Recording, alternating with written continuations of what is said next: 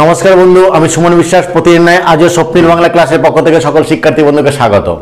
দেখো বন্ধু, আজও কিন্তু আমি মাধ্যমিক পরীক্ষার কিন্তু প্রশ্নপত্র নিয়ে কিন্তু আলোচনা করব। কারণ আমার মনে হয়েছে যে সালের কোশ্চেনগুলো যদি ঠিকঠাকভাবে ছেলেমেয়েরা মুখস্থ করতে পারে, আত্মস্থ করতে পারে, তাহলে পরীক্ষার হলে কিন্তু এখান থেকে অজস্র প্রশ্ন কমন পেতে পারে। সাধারণত এবছরের কোশ্চেনটা পরের বছর গ্যাপ দিয়ে তার পরের বছর অনেকটাই কিন্তু পার্সেন্টেজে কিন্তু সেখানটায় আসে। সেদিক থেকে সালওয়াজ যদি প্রশ্ন উত্তর করা যায় তাহলে অনেকটাই কিন্তু তাদের উপকার কিন্তু হবে। তাই আজ বন্ধু তোমাদের জন্য মাধ্যমিক পরীক্ষার প্রশ্নোত্তর 2018 এমসিকিউ 17টা এবং ব্যাকরণ এসিকিউ কিন্তু 10টা। অর্থাৎ হোল সিলেবাস থেকে যে 17টা এমসিকিউ এসেছিল 2018 সালে এবং এসিকিউ এসেছিল গ্রামার থেকে, বাংলা গ্রামার থেকে যে 10টা, টোটালি চুলচেরা বিশ্লেষণ করে, পুঙ্খানুপুঙ্খ বিশ্লেষণ করে বোঝানোর চেষ্টা করবো যে কেন এই উত্তরটা কিন্তু হবে। যদি তোমাদের কাছে 18 সালে প্রশ্নোত্তর থাকে তাহলে বের করে আমার সঙ্গে উত্তরটা লাগিয়ে নাও। যদি নাও থাকে কোনো ব্যাপার নাই বন্ধু, বইয়ের পিছনে সালে কোশ্চেন উত্তর থেকে সেখানেও পেতে পারো, অথবা এখন মনোযোগ সহকারে ক্লাসটা শুনে নাও বা বুঝে নাও, তাহলে হবে। পরবর্তীকালে যখন কাগজটা কাছে পাবে সালে কোশ্চেন উত্তরটা, তখন দাগ মেরে নেবে, ব্যাপারটা ইজি হয়ে যাবে। তোমরা ভাবতে পারো বইয়ের পিছনে তো আছে, কেন শুনবো? হ্যাঁ বন্ধু, আছে, কিন্তু সেখানে কিছু ভুল উত্তরও দেওয়া আছে, সেটা সংশোধন হয়ে যাবে।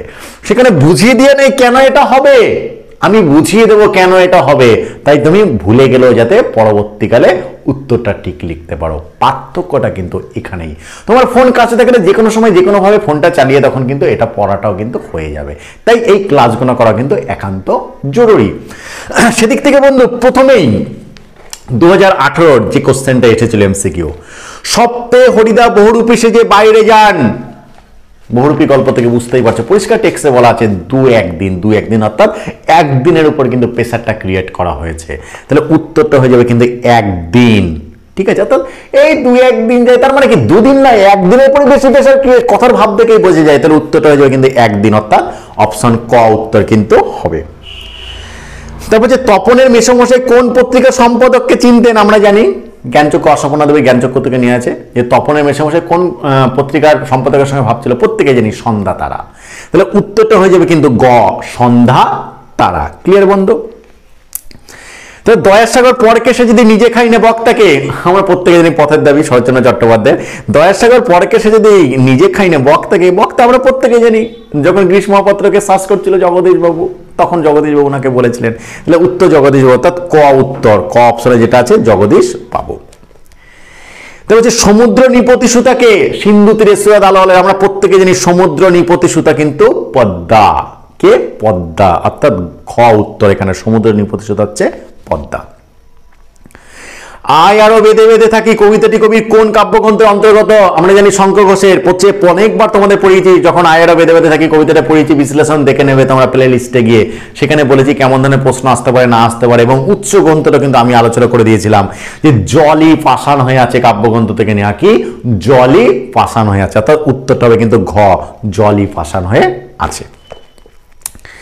সেই হোক তোমার সভ্যতার শেষ পূর্ণবাণী, সভ্যতার পূর্ণবাণী কি? তোমরা যেন আফ্রিকা কবিতা রবীন্দ্রনাথের নেওয়া হয়েছে, রবীন্দ্রনাথের যে সভ্যতার শেষ পূর্ণ, ক্ষমা করো এই হোক তোমার সভ্যতার শেষ পূর্ণবাণী, অর্থাৎ কি করতে বলেছেন? ক্ষমা করার কথা বলেছেন। উত্তরটা হয়ে যাবে বন্ধু কিন্তু খ, ক্ষমা করো। তারপর হচ্ছে সেন্সিটাইজ পেপারের অনুবাদ কি লিখলে ঠিক হয় বলে প্রাবন্ধিক মনে করেছেন? অবশ্যই বন্ধু সেন্সিটিভ পেপারের অনুবাদ কোনটা করলে সব থেকে ঠিক হয় বলে লেখক যেটা বলেছেন প্রাবন্ধিক, সেটা হচ্ছে সুগ্রাহী কাগজ। কি? সুগ্রাহী কাগজ, অর্থাৎ অপশনটা হয়ে যাবে গ, সুগ্রাহী কাগজ। বাংলা ভাষা বিজ্ঞান চর্চা থেকে কিন্তু নেওয়া হয়েছে। 4 খণ্ড রামায়ণ কপি করে একজন লেখক অষ্টাদশ শতকে কত টাকা পেয়েছিলেন? এই যে 4 খণ্ড রামায়ণ কপি করে একজন লেখক অষ্টাদশ শতকে যেটা পেয়েছিলেন, বেশি পেতেন না তখন, মাত্র 7 টাকা পেতেন, আর কিছু কাপড় মিষ্টি মিষ্টি এরকম। ফলে 4 খণ্ড রামায়ণ কপি করে হাতে রেখে একজন লেখক অষ্টাদশ শতকে পেতেন মাত্র 7 টাকা, অর্থাৎ অপশন ক উত্তর 7 টাকা। শ্রীপান ছদ্মনামে লিখেছেন, হারিয়ে যা কালিকলম, শ্রীপান ছদ্মনামে লিখেছেন আমরা প্রত্যেকে জানি কিন্তু নিখিল সরকার, অর্থাৎ অপশনটা কিন্তু ঘ উত্তর, শ্রীপান ছদ্মনামে লিখেছেন কিন্তু নিখিল সরকার। রাজা রাজা যুদ্ধ, এটি কি ধরনের কর্তার উদাহরণ? আমি প্রচুরবার তোমাদের বন্ধু এটা শিখিয়েছি। যখন কর্তা আলাদা কাজ করে, অর্থাৎ একই ধরনের বিরোধিতা করে, একে অপরের সঙ্গে মারামারি করে, এরকম ঘটনা ঘটলে তখন ব্যতিয়ার কথা। অর্থাৎ একটা রাজা যদি চর মারে, ওই রাজাটা গিয়ে চুমু খাবে? কখনোই না, ঘুরিয়ে সাটিয়ে আর একটা দিয়ে দেবে। এই বিপরীত ধর্মী যদি কাজ করে এই রাজায় রাজায় যুদ্ধ, তখন সেটা হয়ে যায় কিন্তু ব্যতিহার কর্তা, অর্থাৎ অপশন গ কিন্তু উত্তর, ব্যতিহার কর্তা। পরপত্রী প্রধান হয় যে সমাসে, অবশ্যই বন্ধু প্রচুরবার কিন্তু তোমাদের শিখিয়েছি পরপদ প্রধান সমাস, সমাসের প্রাধান্য থেকে একটা প্রশ্ন আসবেই আসবে, বারবার বলি কিন্তু শিখেছি। পরপদ প্রধান কিন্তু তিনটে সমাস আছে, তৎপুরুষ সমাস পরপদ প্রধান, কর্মধারয় সমাস পরপদ প্রধান, আবার দ্বিগু সমাস পরপদ প্রধান। সেদিক থেকে কি করে আমি মেনটেন করবো কোনটা ঠিক? প্রধান সব থেকে গুরুত্বপূর্ণ তৎপুরুষ, কারণ তৎপুরুষের একটা ভাগ কর্মধারায়, আবার কর্মধারায় একটা ভাগ দ্বিগু। সুতরাং মা ছা সবাই যদি অপশনে থাকে তাহলে মাকেই মেনে নিতে হবে। সেই ক্ষেত্রে দেখো অপশনে তৎপুরুষ আছে, দ্বিগু আছে, সেদিক থেকে আমি নেব কিন্তু অবশ্যই পরপদ প্রধান সমাস তৎপুরুষ, কারণ তৎপুরুষেরই আরেকটা ভাগ কর্মধারায়, কর্মধারায় একটা ভাগ কিন্তু দ্বিগু। তার উত্তরটা হয়ে যাবে কিন্তু তৎপুরুষ, অর্থাৎ খ। রামদাসের প্রশ্ন করিল না, রামদাসের তলে দাগ কোন কারক? আমরা জানি রামদাস, ব্যাস বাক্য ভাঙো, রামের দাস, রামের দাস, তাহলে পূর্বপদ সম্বন্ধযুক্ত হয়ে আছে, তাহলে এটা সম্বন্ধ তৎপুরুষ সমাস অবশ্যই। দেখো অপশনটা কয়ে আছে তৎপুরুষ, তাই রামদাস, রামের দাস, তৎপুরুষ সমাস। তোরা সব জয়ধ্বনি কর, এটি কোন বাচ্চার উদাহরণ? প্রত্যেকে জানো কর্তৃপদ অনুসারে ক্রিয়াপদ হয়েছে, তোরা সব জয়ধ্বনি কর, ঠিক আছে, এটা কর্তৃবাচ্যের উদাহরণ। প্রলয়োল্লাস কবিতার লাইন, তোরা সব জয়ধ্বনি কর, এটি কোন বাচ্চার উদাহরণ? কর্তৃবাচ্যের উদাহরণ। হাই তোমার এমন দশা কে করলো, এটি কি ধরনের বাক্য? বুঝতেই পারছো, হাই লাগিয়ে দিয়েছে, এটা বিশ্বসূচক অব্যয়তে লাগিয়ে দিয়েছে বাক্যের প্রথমে, তাহলে হাই তোমার এমন দশা কে করলো, আবার বাক্যের শেষে বিশ্বসূচক চিহ্ন দিয়েছে, সুতরাং অবশ্যই এটা বিশ্বসূচক বাক্য, অর্থাৎ খ উত্তর বিশ্বসূচক বাক্য। বয়স 30-32 অধিক নয়, কমা, আবার কিন্তু ভারী রোগা দেখাইলো, এটি কোন শ্রেণীর বাক্য? বুঝতেই পারছো, কমা আছে, তারপর আবার কিন্তু আছে, তাহলে বয়স 32 বেশি নয় কিন্তু ভারী রোগা দেখালো, 100% এটা কিন্তু হয়ে যাচ্ছে যৌগিক বাক্য, অর্থাৎ ঘ উত্তর যৌগিক বাক্য।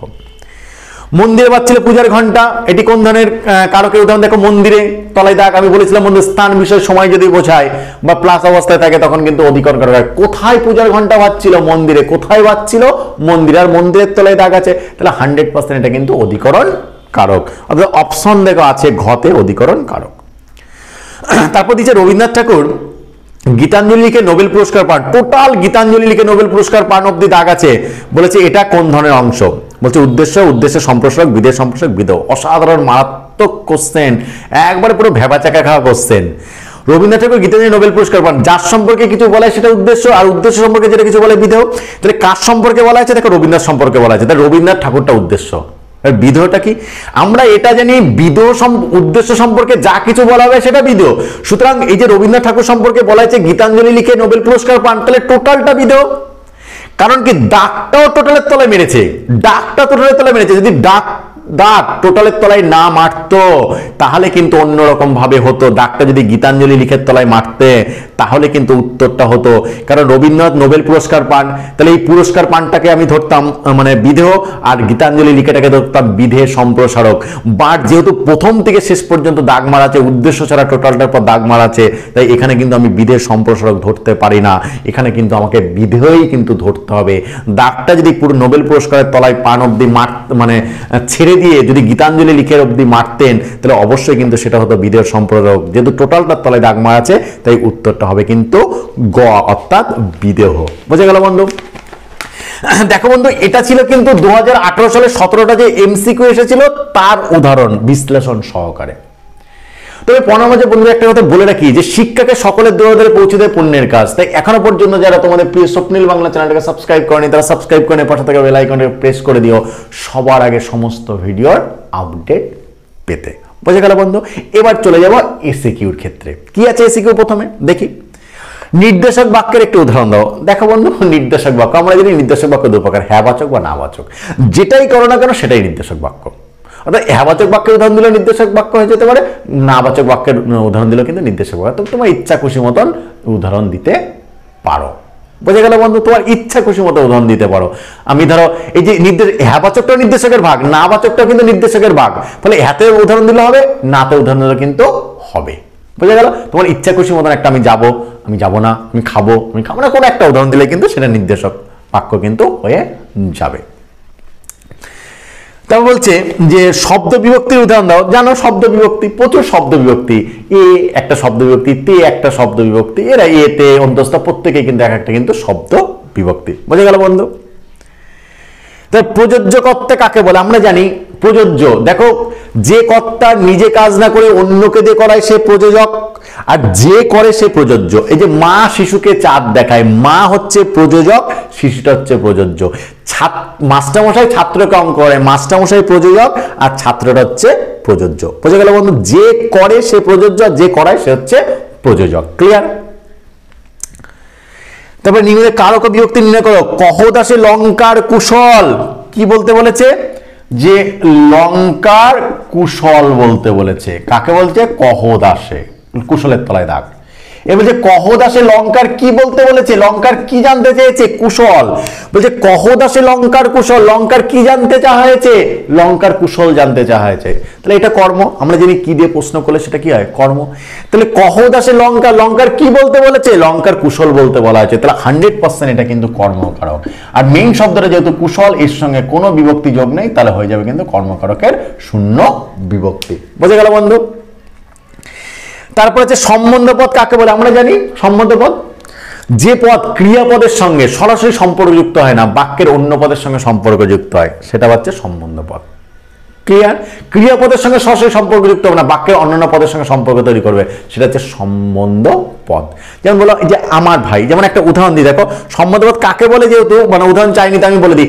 এই যে আমি এই যে বলি যে আমার পুত্র অভ্র 3-তে পড়ে, তাহলে দেখো মেইনটা অভ্র 3-তে পড়ে, এই আমারটা লাগালাম, আমার, এটাই কিন্তু সম্বন্ধ পদ। এই আমার সঙ্গে 3-তে পড়ার কিন্তু কোনো সম্পর্ক নেই। ক্লিয়ার বন্ধু? যে গৌরঙ্গ যার সমাসবদ্ধ করে সমাস, গৌর অঙ্গ যার, তাকে কি বলা হচ্ছে? হয়ে যাচ্ছে কিন্তু গৌরাঙ্গ। গৌরঙ্গ যার, গৌরাঙ্গ, গৌর শূন্য বিভক্তি, অঙ্গ হচ্ছে শূন্য বিভক্তি, গৌরাঙ্গ বহুব্রী সমাস। তাহলে যেহেতু সেম বিভক্তি যুক্ত আছে তাই সমানাধিকরণ বহুব্রী সমাস। তাহলে গৌর অঙ্গ যার গৌরাঙ্গ, এটা হচ্ছে সমানাধিকরণ বহুব্রী সমাস। ক্লিয়ার বন্ধু? তারপরে কি আছে? কর্মকর্তৃবাচ্য কাকে বলে? অবশ্যই কর্মকর্তৃবাচ্য কাকে বলে তোমরা জানো, নামই বলে দিচ্ছে কর্মকর্তৃবাচ্য। অর্থাৎ যে বাচ্চে কর্মকে কর্তা বলে মনে হয়, কর্মকর্তা নয়, কর্মকে কর্তা বলে মনে হচ্ছে, সেটাকে বলা হচ্ছে কর্মকর্তৃবাচ্য। অর্থাৎ যে বাচ্চে কর্মকে কর্তা বলে প্রতীয়মান হয় তাকে বলছে কর্মকর্তৃবাচ্য। শঙ্খ বাজে, বাস চলে, বাঁশি বাজে, ঠিক আছে, লাইট জ্বলে, প্রত্যেকটা কিন্তু কর্মকর্তৃবাচ্য উদাহরণ। অর্থাৎ এদের কর্মটাকে কর্তা বলে মনে হয়, এরা অরিজিনালি কিন্তু কর্তা নয়, এটাই হচ্ছে কর্মকর্তৃবাচ্য। বোঝা গেল বন্ধু? তারপর হচ্ছে বাবুটির স্বাস্থ্য গেছে কিন্তু শোক সলানায় বজায় আছে, সরল বাক্যে পরিণত করো। দেখো বাবুটির স্বাস্থ্য গেছে কিন্তু শোক সলানায় বজায়, সরল বাক্যের নিয়ম কি বলেছিলাম? যৌগিক বাক্যের এবংও কিন্তু তুলে দিতে হয়, আর একটা সমভিকা ক্রিয়াকে অসমভিকা ক্রিয়া নিয়ে বাকিটা লিখে দিলে কিন্তু হয়ে যায়। তাহলে ইজি।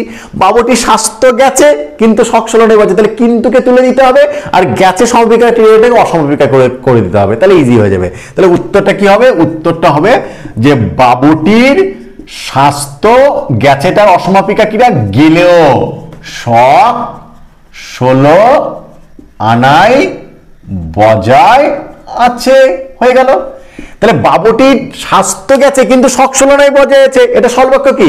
বাবুটির স্বাস্থ্য গেলেও শোক 16 আনায় বজায় আছে। বোঝা গেল বন্ধু? এটা হয়ে গেল কিন্তু সরল বাক্য। তারপর দেখো যে আর কোনো ভয় নেই, প্রশ্নবাচক বাক্যে কি হবে? আর কোনো ভয় নেই, আর কোনো ভয় নেই, প্রশ্নবাচক বাক্যে কি হবে? ভাবো তো, তোমরা ভাবতে থাকো আর আমি বলতে থাকি যে তোমরা হচ্ছে স্যার মাধ্যমিককে পড়ায়, আমাদের কেন পড়ায় না? কেন, তোমাকেও তো পড়াচ্ছি বন্ধু, তুমি এসএসসি পরীক্ষা দেবে, তোমাকে পড়াচ্ছি না? এটাই তো তোমার এসএসসিতে আসবে, এটাই তো 3 তারিখে মার্চ মাসে যে পরীক্ষা আছে মাদ্রাসা, সেটা কমন আসবে। তুমি যে প্রাইমারি পরীক্ষা বলছো এখান থেকেই কমন আসবে, আর কোথার থেকে আসবে? তাই নয়, দেবতারে প্রিয় করি, প্রিয়রে দেবতা আর পাবো কোথা, তাই না বন্ধু? অর্থাৎ এই গ্রামারটাই, বিভিন্ন গ্রামার তুমি বাংলা ব্যাকরণ যেখানে যেভাবে শেখো, ভালো করে শেখো, বিভিন্ন জায়গায় বিভিন্নভাবে আসতে পারে, সেটাই কিন্তু কাজে লাগবে। তাই প্রত্যেকেই বলে বন্ধু, এসএসসি, এমএসসি, প্রাইমারি যে যেখানে পরীক্ষা দেবে, তুমি কলেজেই পড়ো, তুমি গ্রাজুয়েশনেই করো, প্রত্যেকটা জিনিস শিখে নাও, জীবনের কোথায় কোনভাবে দরকার হয়ে পড়বে জানবে না। তাই নির্দিষ্ট ক্লাস বলে কিছু হয় না, পড়ার যে কোনো ক্লাসে কিন্তু পাঠ্য হয়ে কিন্তু যেতে পারে। ফলে আর কোনো ভয় নেই। প্রশ্নবাচক বাক্যে কি, প্রশ্নবাক্যের নিয়ম কি, যে কি কে কেন এটা প্রশ্নবাচক একটা অব্যয় আনতে হবে, আর বাক্যের সাথে জিজ্ঞাসা চিহ্ন আনতে হবে, আর অ্যান্সারটাকে বাক্যের থেকে বাদ দিতে হবে, তাহলে হয়ে যাবে প্রশ্নবাচক বাক্য। তাহলে দেখো, আর কোনো ভয় নেই এরকম করা যায় না, যে আর ভয় আছে কি, তারপর জিজ্ঞাসা চিহ্ন।